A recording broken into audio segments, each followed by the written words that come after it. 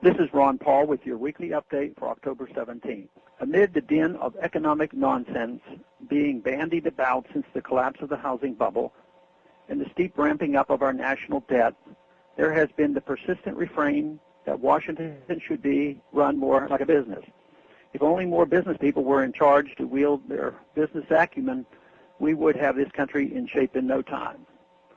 But is that a good solution? Businesses seek primarily to increase their revenues and profits. Government revenues depend on taxes. Government accumulates tax money by squeezing it out of people's productive earnings with threats of audits, fines, and imprisonment. Our government already collects roughly $2.1 trillion annually from the productive taxpayers of America. We hardly need to increase our federal government's revenues like a private business. Businesses sell products or services to voluntary buyers, always looking to increase their market share as much as possible. But what is the federal government's product or service?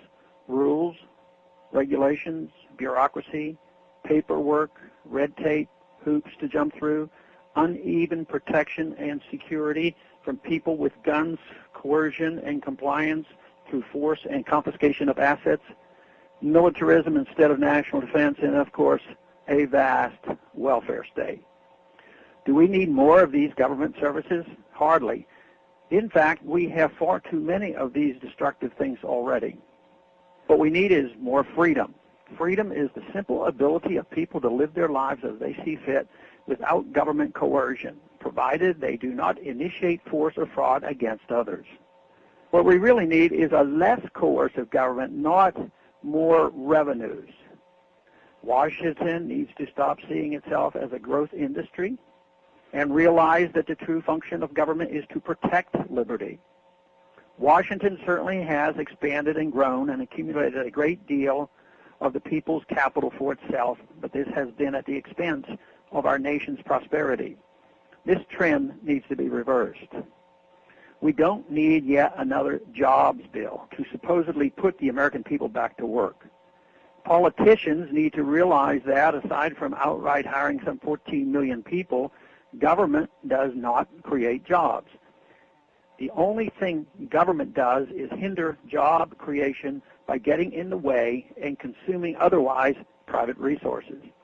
Therefore, the most useful thing government can do for unemployment is to liquidate much of what government does in the first place.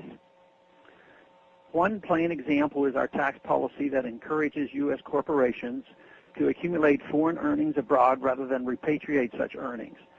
Currently, there is over $1 trillion of capital that companies are keeping overseas because of the 35% tax charge for bringing it back to the United States. Our government literally is pushing capital and jobs overseas, and that could be used to hire an estimated 2.5 million people here at home. Businesses create jobs. Government is not a business. We don't need more stimulus or phony jobs bill. We don't need more revenue. $2 trillion is plenty to fund the federal government annually. What we do need is a wholesale rejection of government as a central economic planner. Thanks for calling this update. A new update is placed on my website every Monday at www.house.gov/Paul under the heading Texas Straight Talk. Thanks for calling.